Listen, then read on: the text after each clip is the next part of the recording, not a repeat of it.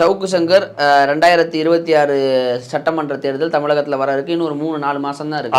அந்த நேரத்தில் ஊடகத்தின் வாயிலாக திமுக அரசுக்கு மிகப்பெரிய தலைவலியாக மாறி இருக்கிறார். நிறைய திமுக எல்லாரையுமே குற்றச்சாட்டுகள் வைக்கிறது இருக்கட்டும். இந்த நிலைமையில் சவுக்கு சங்கரை குறி வைத்து கைது செய்துட்டாங்க இப்படிங்கிற ஒரு ப்ரொபகண்டா எடுக்கிறாங்க.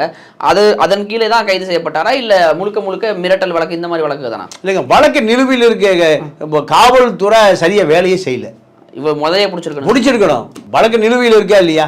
ரெண்டாவது அந்த வழக்கு நடந்துட்டு இருக்கு. நீங்க 3 மாசம் நீதிமன்றத்தில் அனைத்து ஆவணங்களை கொடுத்து நீதிமன்றம் தண்டனை கொடுத்துருக்கோம். வளர விட்டுருக்காது. இப்ப எப்படி ஒரு ரவுடி 20 கேஸ் நிலுவையில் இருக்கு? யார் மேல தப்பு? காவல்துறை நீதியரசரா தேடி கட்சி முடிப்பாரு, சாட்சிகள் எடுப்பாரு.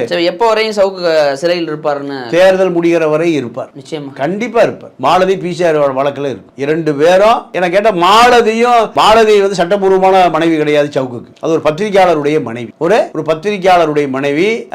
அந்த பத்திரிகையாளரிடம் பெத்த மகனை 45 லட்சம் ரூபாய்க்கு வித்துட்டு அவன் அந்த கணவன்